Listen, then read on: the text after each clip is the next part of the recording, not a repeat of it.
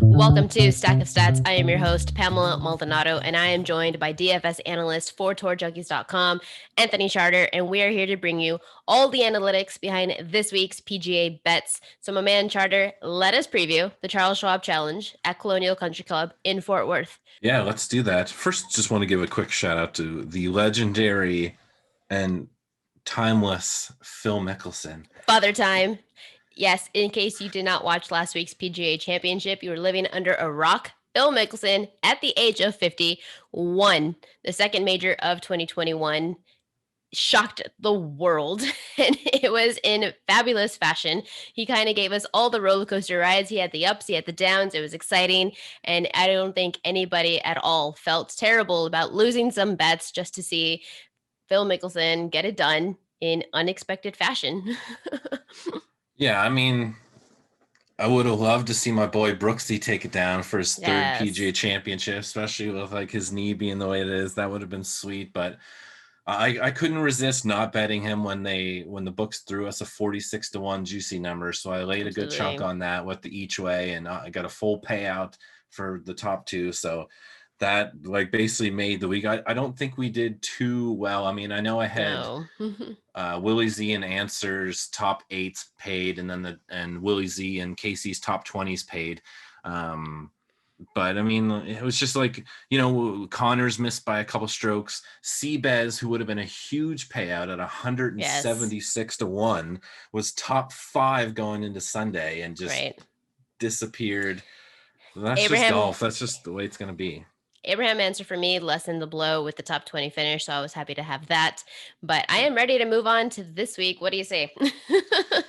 Yeah, some Charles Schwab, the return of golf. Yes, it is near and dear to golf fans because it is the first tournament to make its return in 2020 during the pandemic after a 91-day break. When there were no sports, the PGA stepped up and said, we will bring golf back. And sure enough, they brought back the Charles Schwab. And this also marks the 1-year anniversary of me betting PGA golf. How many people out there would you say said, well, there's no sports, I'm going to start betting on golf?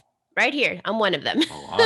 A lot of people. Yeah, I would assume it is a lot of people, actually. So that is the 1-year anniversary for not just myself, but I'm going to make the assumption for a lot of people that here we are. We did it. 1 year. Let's celebrate and cheers. But we are going to move over to the field for this week, and Jordan Spieth is the plus 1,000 favorite. He took a T30 last week at the PGA Championship. You also have Justin Thomas, Colin Morikawa, Abraham Answer, and Daniel Berger rounding out the top 5. To recap kind of what happened last week at the PGA Championship, Jordan Spieth took T30 last week, and he also won here in 2016. Justin Thomas, he missed the cut last week at the PGA Championship, which probably was also a shock to a lot of people, but he did But he did finish T10 here at this event last year. You also have Morikawa and Answer, who both are coming off top 10 finishes at the PGA Championship. They both took T8. And then Berger, who won this event last year, also won the AT&T Pebble Beach earlier this year, had a really poor showing at the PGA Championship, shooting 10 over. I know that it was a difficult course, but what can we assess about Daniel Berger's last week's performance and him entering this week? I don't know. I mean, Berger's just kind of been off for a little bit. Like, regardless of his win. Yeah, the putter's just been, I mean, he missed the cut, the Masters, whatever, and then T13 at RBC. I mean, the T3 at Byron Nelson and the Birdie Fest was nice. I'm not going to take too much into that event because it was an easy. If the winner is 25 under, anybody could have shot 25 under. So how much can you assess from that? I'm going to say not much. No. But like I did like how he was striking the ball, and I wrote him up as one of my plays last week because the 9K range was kind of weak. So I went there, or I guess he was the 8K range, but regardless, I went there and he did not do well at all. We saw it. It happened. 10 over. Let's move on away from him. Instead, we're going to look at other people in the field, and we have Louis Oosthuizen, who we were just talking about, and Phil Mickelson. They took first and second here last week. Mickelson won this event here in 2000 and 2008. You also have Justin Rose, who is in the field. He is another former winner here, and he took T8 last week at the PGA Championship. So top tens, they sound good, but tied for eighth was -1, one under par. So that just tells you how difficult of a course it was. I'm not going to look too much or use it as a comparison recent performance of last week's PGA and utilize that for this week, because I do believe that it's going to be an easier course and we are going to see higher scoring winner, potentially, I don't know, 15 to 20 range. How does that sound? A little bit more correlated? Yeah, I mean, this course was like the 31st ranked, but I mean, it still plays over par. Right. On average. I think it's 0.32 strokes over par on average. So it does have potential, but I mean, usually that is due to the weather. Right. Like, it is obviously Texas, it's a par, and it is windy. yeah, it's a par 70. It's just over 7,200 yards. So, it's sort of a long course for a par 70, but yeah, I have some news. It usually just comes down to wind. I have some news. Speaking of Texas, I'm in Austin. This course is in Dallas. So I am going to the Charles Schwab. I'm going to have some fun. I'm going to see my boy Willie Z. So you absolutely know, I'm going to give spoiler alert, Will Zalatoris is on my betting card because I am going to see that beautiful blonde hair of his just whisk through the wind, and it is going to be awesome. I cannot wait. We will see what happens with him. But yes, let's talk about the course. You just said that it was a par 70, 7,200 yards. It is Colonial Country Club in Fort Worth. Dog legs galore. They have tight bent grass fairways. You have Bermuda greens. Texas courses are mostly other way around. Other way around. It is tight. It is bent grass greens. Yes. Bermuda fairways. Great. Texas courses, they are mostly flat, but Colonial actually does have slopes and elevation. What can you tell us about the weather? You're talking about it a little bit. What can you tell us about the weather and putting on these greens? Well, you're just going to want to pay attention to the weather every day because it changes a lot in Texas. Yes. I mean, I think they got dumped on yesterday. I believe they're getting dumped on today. There's a little bit of rain in the forecast tomorrow. There's a lot of rain in the forecast for Friday and Saturday. Just so you know, it has rained in Texas every single day for the last 10 days. Today is the first day that there is sun shining, but we're going to get more rain. Like Thursday looks like gusts up to 20 miles an hour or more all day long, sustained between like 12 and 16. Friday's a little bit better. Saturday looks amazing right now, but obviously that doesn't mean anything. On Tuesday. And Sunday looks just a little bit windy. But yeah, I mean, it's gonna change. They'll mess with the course to try to prevent it from really taking over. But I mean, we've seen scores like Adam Scott won this -9, and Justin Rose won it at -20 like 3 years ago. So depending on the wind, it's going to fluctuate. Yeah, it could be all over the place. It's definitely going to be a really weird week. There is one stretch of golf of holes here on this course that is called a horrible horseshoe. It is holes 3 through 5. It does wrap around the driving range. It is considered the second toughest 3-hole stretch on tour. Starting first with hole number 3, it is 475 par 4 dogleg left. And then you've got a hole number 4. It is a 216-yard par 3 with elevated green. The only par 3 that has never had a hole-in-one in tournament history. That is pretty remarkable at this course. And then it goes into... This is a ridiculously long played course. Like this course is designed in 1936 and has hosted a PGA Tour event for the last 75 years. And there's never been a hole-in-one on hole number 4 on this course. So that just tells you how difficult it is. And then it moves into hole number 5. It is a 455-yard par 5. There's a ditch left. There's a river on the right. It is long. It is narrow. That's kind of what the rest of the course looks like. So that's going to be an interesting... Usually you get these types of holes at the end, 17, 18, 16, 17, 18. But this one is at the beginning, so it's going to make for an interesting start to some of these things. Yeah, and like the easiest holes are like 1, 2, 17, and 18. So your players are going to start tough, and then they're going to finish strong. That's something to consider for when you are sweating your day-to-day bets. Looking at the stats, we did talk about that it is narrow fairways. There are purposely placed bunkers. There are dog legs and wind on all 4 rounds potentially. So which stats are you using for Charles Schwab? Well, the greens at Colonial are quite small and the fairways are quite narrow. There's lots of water, 84 bunkers on this course. So precision is like super important. Like distance and driving accuracy are quite a bit less than average at this course. Because you can leave your driver in the bag. This is one of those courses. Yeah, but I mean, for the bombers, that's definitely going to play unless they're striking well. But like someone like Corey Connors, who's like number 1 in driving and has amazing precision off the tee, like that's somebody I would lean to this week. Like you can sacrifice a few yards if you're making fairways and precision, but it's not even just making fairways. Like because there's so many trees and so many angles and so many dog legs, like just being in the fairway is not going to be enough. You need to be in the right spot, Right. like sort of Pete Dye-esque. You got to be in those spots. So yeah, accuracy off the tee, very important. Approach into these small greens is going to be important, like proximity and opportunities gained. The rough is cut to 3 inches, and it's a big Bermuda mix, so it's going to be grabby and gnarly and all kinds of weird stuff. The stats that I looked at, I saw the aerial view of this course. I've never played this course. I've played a lot of golf in Texas. I've never played this course, but I looked at the aerial view, and I think that there is not one stat that's going to correlate to a player who's going to just like do superb at this course. So I'm looking at the complete overall player.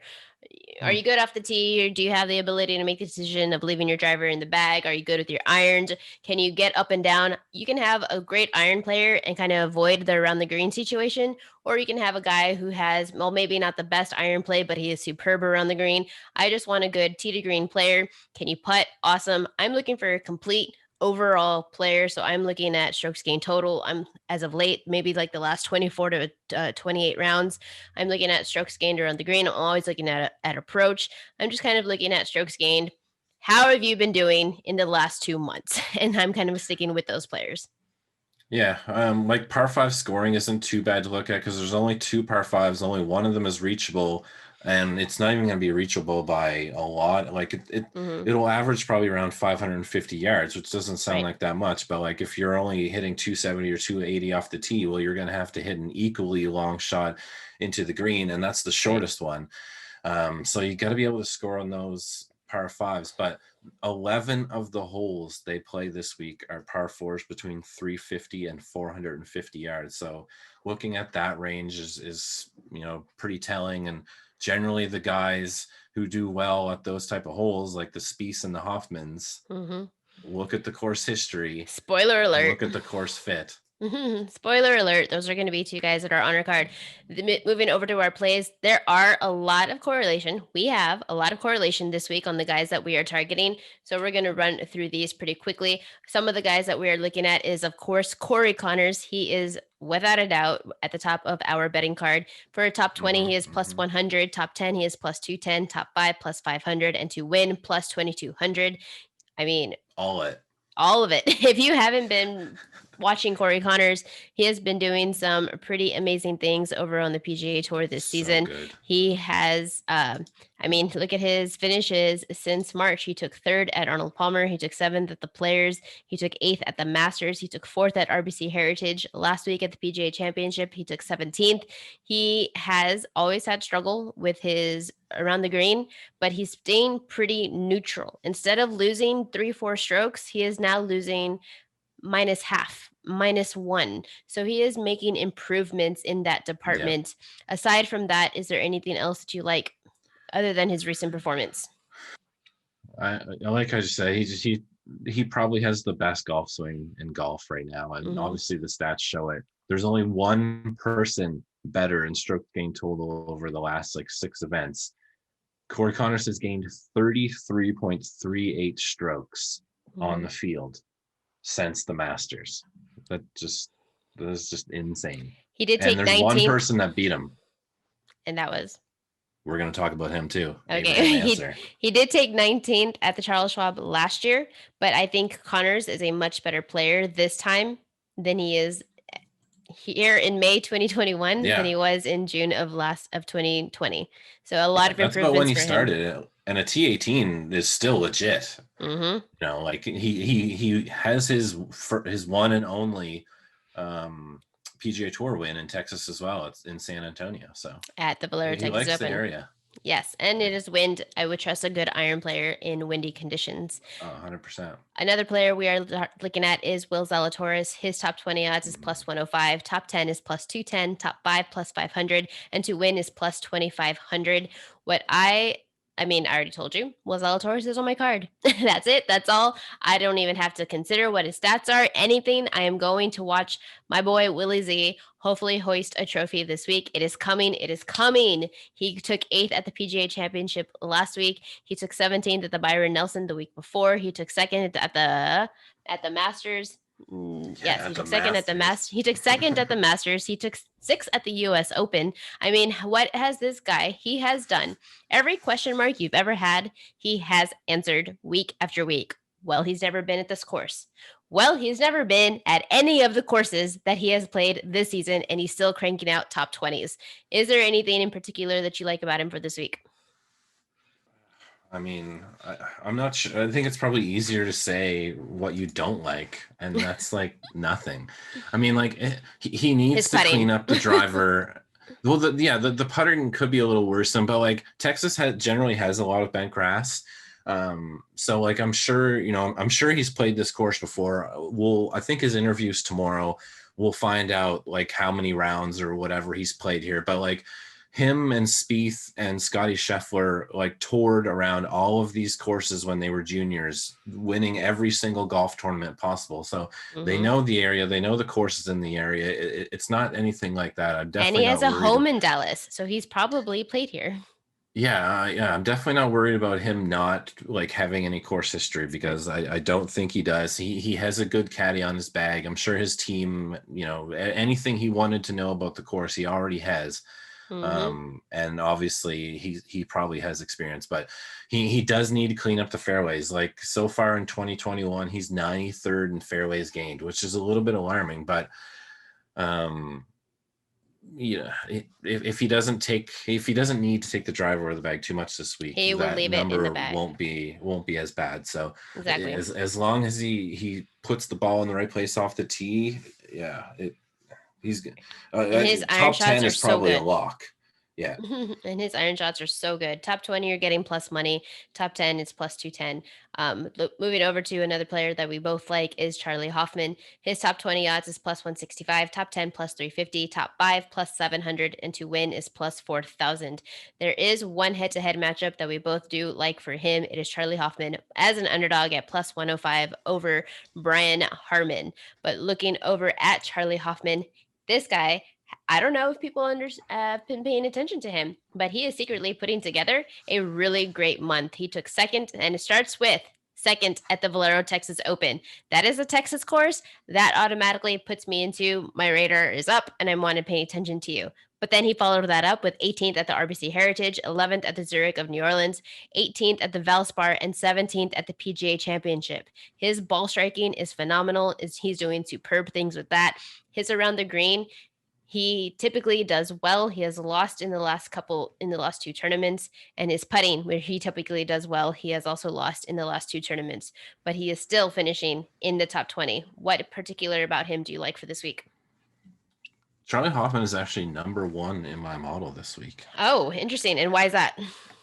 Well, he is 3rd in ball striking, 2nd in tee to green, 1st in opportunities gained, which was like one of my favorite stats ever. And so he's giving himself the opportunities here to make birdies or better is what he is explaining. And is there any other particular stat? Yeah, the par fours that I mentioned, he's 10th in 350 to 400 and 8th in 400 to 450, 6th in green regulation, 9th in good drives gained, which is another Fantasy National proprietary stat. And good drives gained just means any drive that, regardless if it ended in the fairway or if it went in the rough, they may still made a greens in regulation, which could be very useful today or this week. Another finish that I do like about him is he took 7th at the AT&T Pebble Beach Pro-Am. And why does that matter to me? Because that is wind. And now you're coming into another wind territory here in Texas. So I definitely Yeah. think that we could see him perform another top 20 and potentially even better if he can revert back to his good around the green and putting situation. But then moving Yeah. over to another player that we both like is Jordan Spieth. He is top 20 minus 165, top 10 at plus 130, top 5 plus 260. To win, he is the favorite at plus 1000. It's Jordan Spieth. Is it Jordan Spieth week? I'm not sure I would bet him to win because it's very, very difficult to win a golf tournament, and Yes. just paying those odds seems silly anyway. But like the top 10 number is decent. I mean, the top 20 number doesn't really give you too much value, but I'm definitely looking at Jordan Spieth for a top 10. In his And, last 5 events, he played here the last 5 times. He took 10th, 8th, 32nd, 2nd, and 1st in his last 5 starts here at this tournament. yeah, He and is I think that's just like Texas courses in general. Jordan he does Spieth. well. In Jordan Spieth Yeah. and Texas, they correlate for a reason. But he is 1, 2, 3, 4. He is 6th in the field for strokes gained total at this course. Yeah. But what is interesting about his top six here is he has the most rounds recorded out of those top six. So you have Colin Morikawa, but he only has 4 rounds played because he only been Yeah. here once. You have Jordan Spieth, who has 20 rounds under his belt, and he is 6th. So really, I mean, you kind of I have 32 rounds at this course for Jordan Spieth. I'm looking at just for the 5 years. Oh, okay, yeah. This goes. I assume it goes all the way back, but yeah, he's number one in almost every category here. He did take 30th at the PGA Championship last week, and he lost 2 strokes on his putting. But that is something that is the only spot that he lost on in the red was from last week. But previously, he Yeah. took 9th at Byron Nelson. He took 3rd at the Masters, and then of course he won the Valero Texas Open earlier in April. So we like Jordan Spieth here. I definitely believe that a top 10 is in the cards. Yeah. I think top 10 is probably the best bet. You get the most value from it. You don't have to sweat too much. Now, I will say, like, depending on the wind, like if you have access to live betting, if Jordan Spieth comes out and maybe he's like 5 or 6 back after Thursday, and you still like him, that's something that I would rather take, because you might get like a 25 to a 30 to 1, and Right. 5 or 6 strokes, even 8 to 9 strokes on a week that could have some random weather for a lot of the different wave advantages is nothing for like the top tier guys. Yeah, like if Willie Z or Connors or Answer or Spieth are down there, 5 or 6 strokes back after round 1, then like those would be the numbers I'd be looking at. In-game betting is your friend, and that moves us over to the next player that we both like. It is Abraham Answer. We touched on him a little bit earlier. For a top 20, he is minus 105. For a top 10, he is plus 185. For a top 5, he is plus 450. And to win, he is plus 2,000. He is another player that we like for a head-to-head situation. He is minus 105 as an underdog to Daniel Berger, who won this event last year. But we are both in agreement that Berger is potentially not going to be doing well this time around. But we do like Answer. I do believe that it is 2 players headed in opposite directions. Abraham Answer, he took 8th at the PGA Championship last week. He took 2nd at the Wells Fargo Championship the week before, and then 5th at the Valspar the week before that, and 18th at the RBC Heritage. That is 4 straight top 20 finishes, 3 of which were in the top 10, and then 2 were in the top 5, and he is in the green everywhere. What I like about Abraham Answer is he typically struggles around the green. And yes, he has still lost strokes in his last 3 tournaments, but they are pretty neutral. Instead of losing 2, 3, 4 strokes around the green, he is losing 0.3. Gained 0.02, lost 0.1. So if he can remain neutral, that is why I believe you are seeing him make top 10 finishes and not just top 20. Would you agree? Yeah. He's definitely the hottest player in golf right now. He has gained 43.38 strokes on the field since the Masters. That's remarkable. Yeah, I mean, like the list is like Abraham Answer, Corey Connors, Willie Z, Patrick Reed, Jordan Spieth.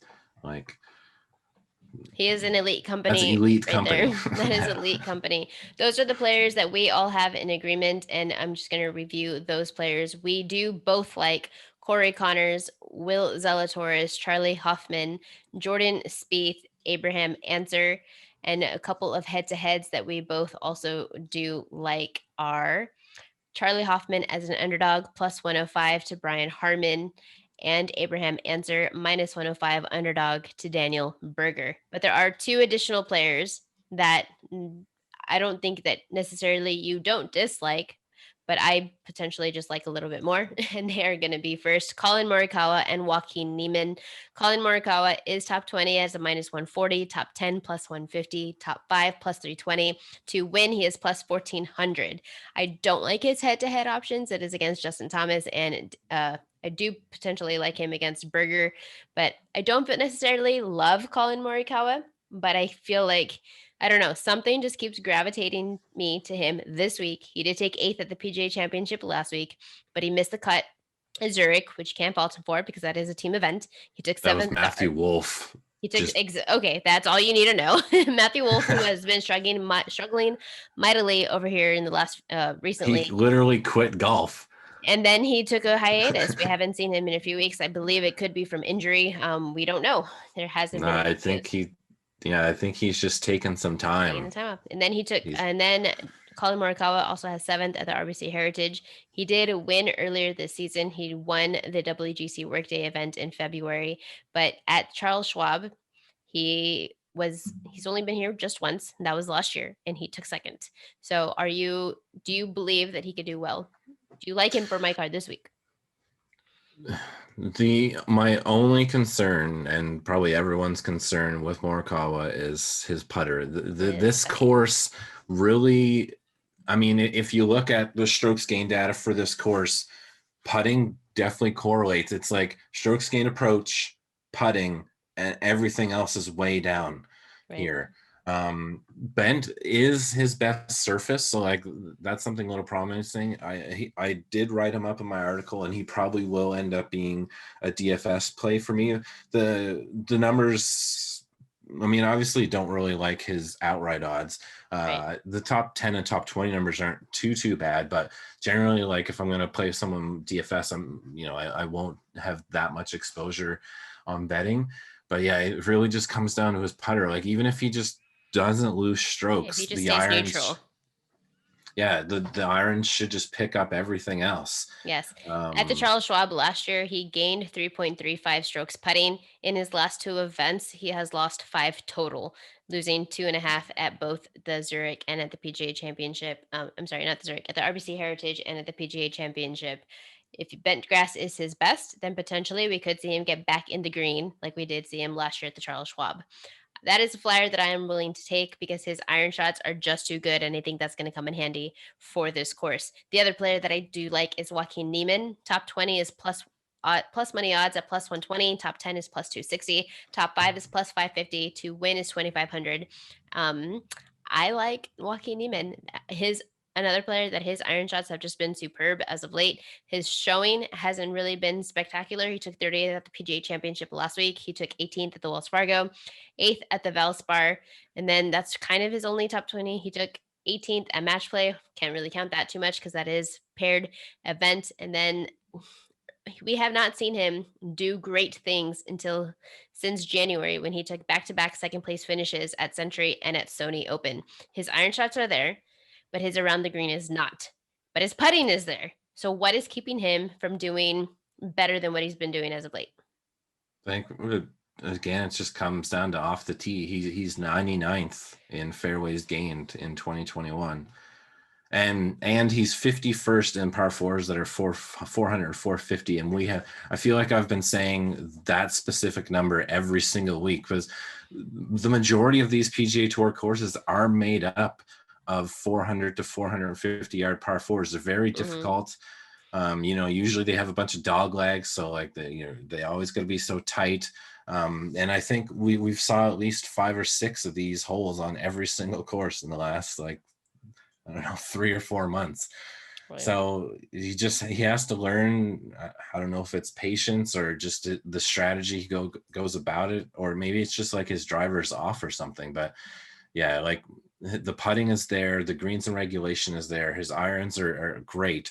He just needs to clean up those, the off the tee game, and he should be right there. I mean, like his opportunities gained is he's 14th in the field and he's 99th in fairways gained. So, he's just spraying it off the tee and, making it all back with his approach shots, which is fine. But, I think that I have enough players to like for this week that I can afford to leave him off the card. You've kind of convincing me off of him, and that's okay. You don't necessarily have to play every single person that pops up onto a model or has a feel. So I think yeah. Joaquin Neiman is going to be a player that I end up leaving off the board instead. So that's going to be it for our card. The players that we do have in agreement is going to be Corey Connors, Will Zalatoris, Charlie Hoffman, Jordan Spieth, Abraham Answer, and then the player that I like is going to be Colin Morikawa. Initially was Joaquin Neiman, but I think he's a little bit too iffy for me, so I'm going to leave him off the field instead. What do you think about our card for this week? Our players that we are targeting. Yeah, I think it's pretty tight. I mean, I'll always throw out some, I'll probably add them to the betting card. If I don't, I'll throw them out on Twitter. I always like to just define the kind of diamonds or the deep dives for some top 20 odds. Like I think Matt Wallace is probably a good look, and I think Cam Tringale will have a nice bounce back. I mean, he actually played so good, for the whole tournament, and that one hole can destroy you. And Yes. And that's what he played the back nine. He shot like 12 over par on 3 holes. And I think he made 4 birdies coming back in, but it was too late. it was too He late. went from like plus 13, or I think it was at like -2, and then just went. Yeah. I think a But lot of people took him in a head-to-head match, and he was doing well, and then whoa, what happened? At least I got a lot of notifications from people who seem to have taken him for that day. But that does it for our betting card for this week's PGA action at Colonial here in Fort Worth, Texas. Make sure to follow me on Twitter, Pamela M35. You can follow Anthony on Twitter @Charter to see his DFS breakdown. But that does it for another PGA betting preview here on Stack of Stats.